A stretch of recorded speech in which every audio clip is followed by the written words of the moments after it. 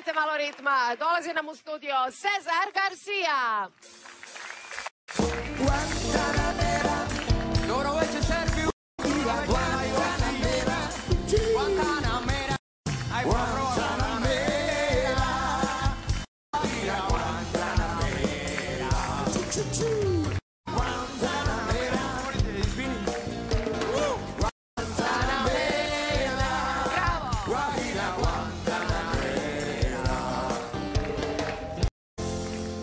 Bravo, hvala. Ne mogu, treba ovako.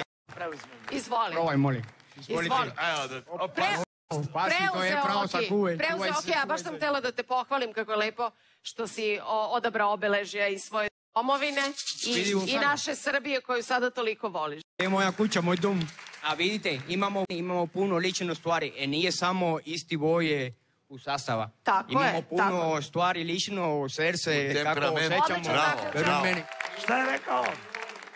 Ne delimo samo boje na zastavi, nego imamo toliko sličnosti. Ja sam čuo da nije samo da volimo Ljuboviju, nego i celu Srbiju. Kako sam ja?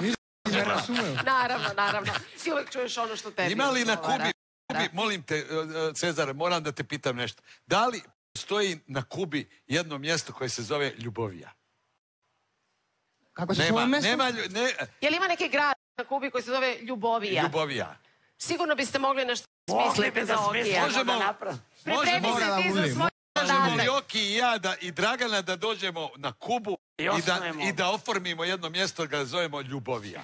Može, dogovorili smo se. Da. Ostavit ćemo Cezara da se pripremi koji trenutak za svoj zadatak. Evo šta će on uraditi. U svom stilu će otpevati poznatu pesmu. Ko se prvi javi, da kompletan odgovor i tačan odgovor osvaja 4 poena. Da li si spreman? Idemo. Pazite sad. Slušamo Cezara.